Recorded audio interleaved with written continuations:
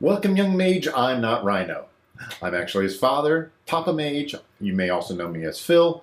And what we're doing here is we're going to do some behind the scenes of the making of MTG Young Mage, the channel, and the things that we do. We've got 5 parts of this that we're going to do specifically just about the YouTube videos.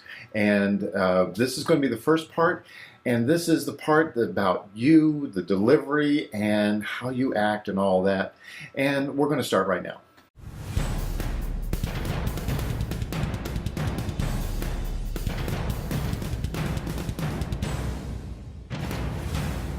Reaching and teaching young mages of all ages. So a lot of people want to know what all's involved in making YouTube videos and how do you become successful at YouTube videos. There's lots of channels out there about that. This is more of a case study of Rhino's channel and what we did specifically for that channel to make it grow the way that it's growing. So you can take that as this is how you do it in the Magic the Gathering community. And what we're going to do is we're going to talk about 4 things today. And these are what I think are the 4 most important things about the channel and about any sort of YouTube video and anything like that. And number 1 is having a focused direction. All right, we started out with a very minimalistic, all right, what are we going to focus on? And we started out, well, we wanted to do stuff for new and young players because at the time, Rhino was a new/young player. And he had something special there, specifically with that. So what we wanted to do was make sure that our topics all are things that people that would be interested in him saying it are interested in too. So we talk about Planeswalker decks. We talk about going to Friday Night Magic. We talk about card interactions and doing little deck techs and things like that.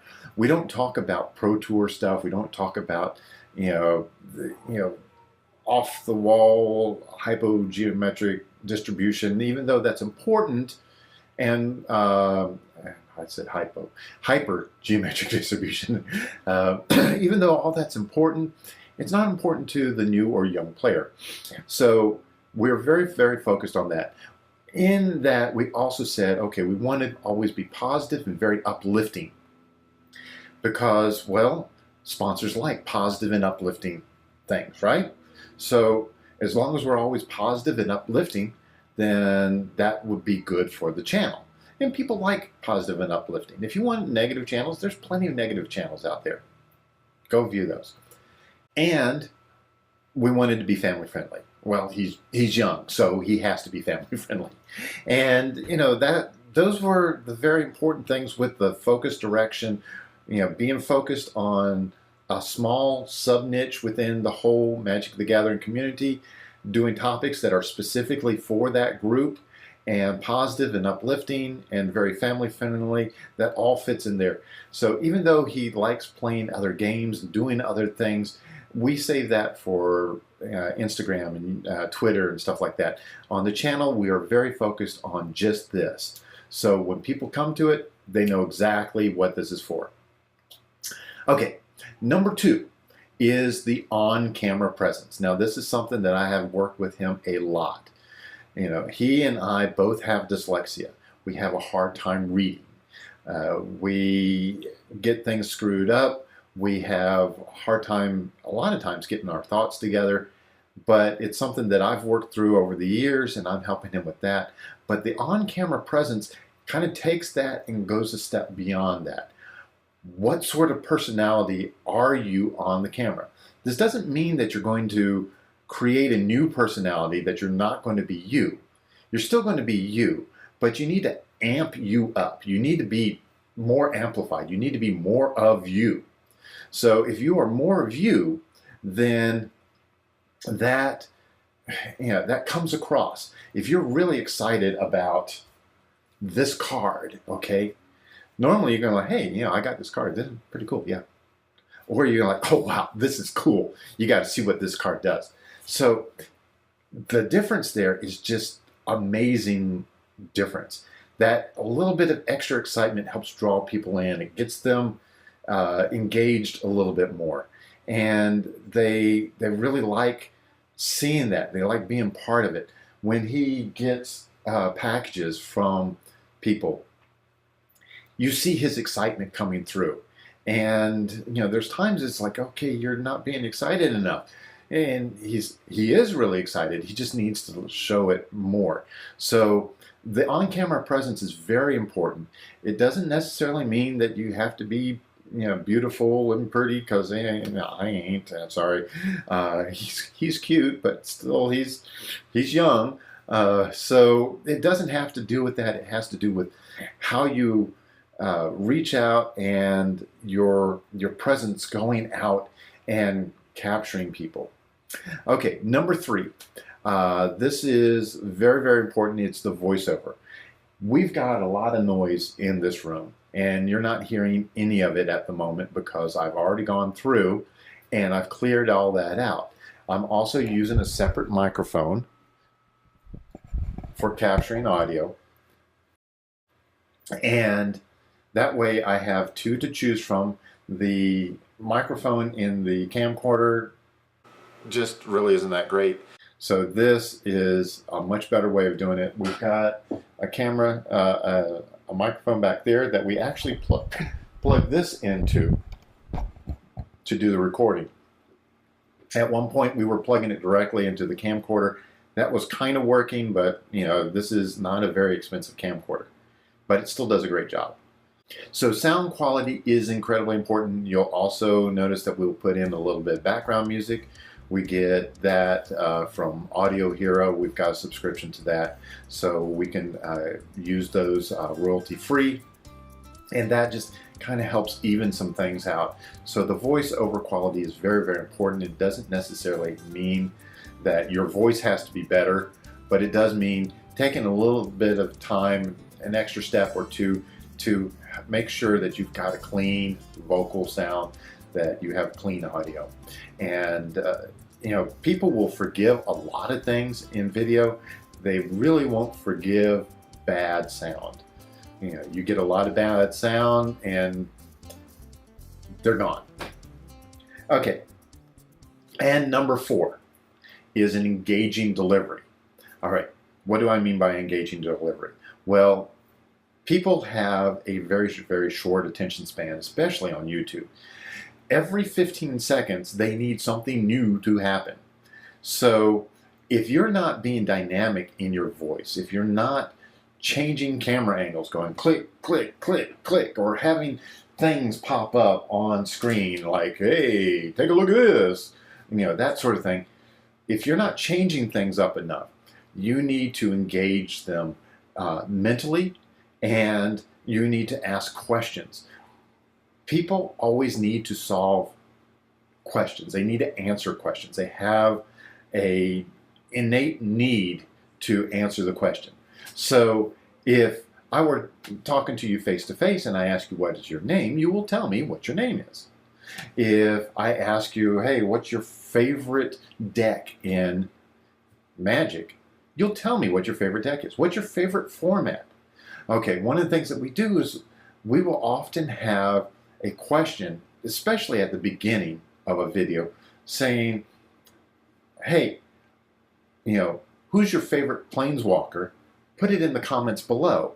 I really like to know, because I got a video coming up in the near future about planeswalkers, and I want to know which ones you like. If you do something like that, then you've got people going, oh, hey, they need my help. I'm part of this. Engaging means that you're bringing them in and you're being part of a family, a tribe, a group, a community. We have the larger Magic the Gathering community, and now we want to create a Young Mage tribe within this community. People that are very interested in this, and we want to make sure that we do things that, even if his channel is too simple for you, you will know about the channel, and then you can send other people to it. Hey, you've got a friend that's starting out and they're having a hard time learning. Go and take a look at this kid. He knows what he's doing. you can learn a lot from him, and then they'll come back and they'll say, hey, I've got a Planeswalker deck that I upgraded. And you go, okay, yeah, I'll destroy that. And then all of a sudden you lose. you know, we get plenty of stories like that. So, having that engaging delivery is very, very important. So those are the 4 things there. But before you go, I've got a couple more things I want to tell you. All right. So the 4 things are a focus direction, the on-camera presence, the voiceover, the engaging delivery. I do want to tell you what the other parts are. But before I do that, I want to tell you a little bit of something about the sponsorships and how this channel gets made financially. So right now, the channel, of course, is financially backed by me, Rhino's mom, and we have a couple of sponsors. We've Wizards of the Coast likes and what we do, so they every now and then send us stuff and like, hey, thank you, you're doing a great job. So they like what we do, and that helps a lot in that. But we also have patrons, and Patreon is a way of us getting some direct money to support the channel. And right now, a lot of that direct money goes to pay equipment. It goes to pay for equipment that doesn't come out of our family's budget. So what we're trying to do is we're trying to get his Patreon up and realize that it's not just him. I mean, it is him, but it's me, and it's other things that we're going to be doing. And we've got some amazing things planned. In fact, we've got something planned that's just going to blow everybody's mind. I'm certain of it. And I don't think any other YouTuber in the Magic community has done this. So this is going to be something really cool. And I think you'll really want to be a part of it. And of course, our patrons get to help with it and get to be a part of it in some ways, okay?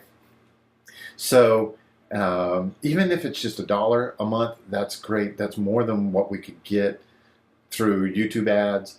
If you think of $1 a month, that is $12 a year. That is 3 packs.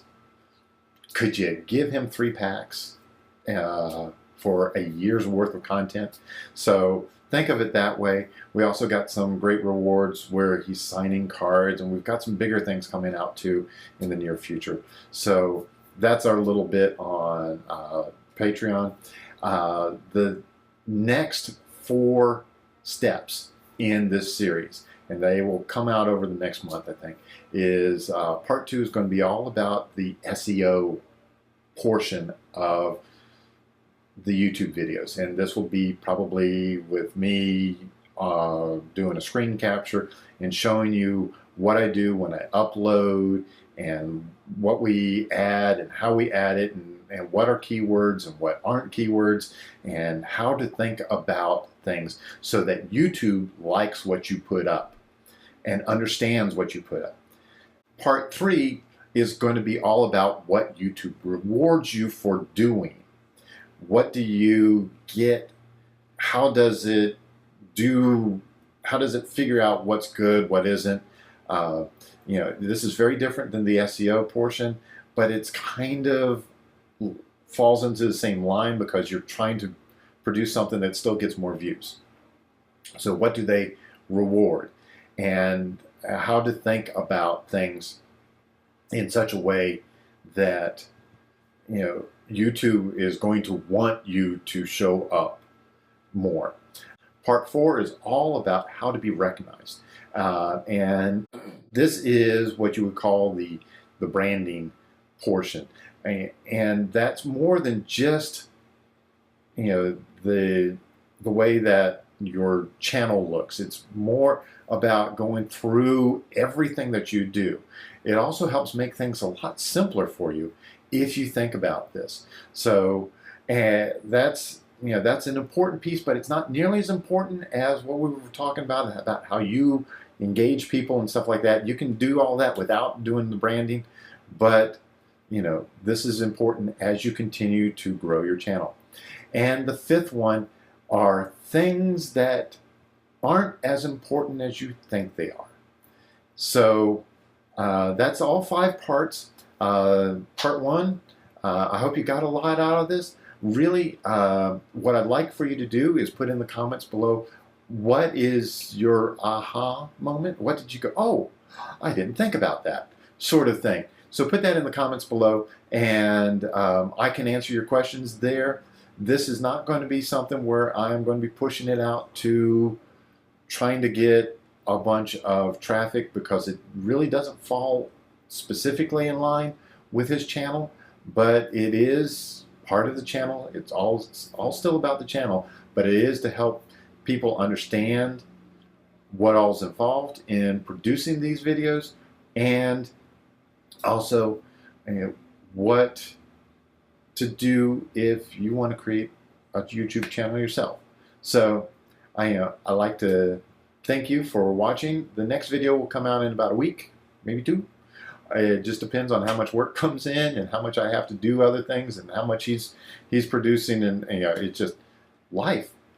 So until then, I'll see you later.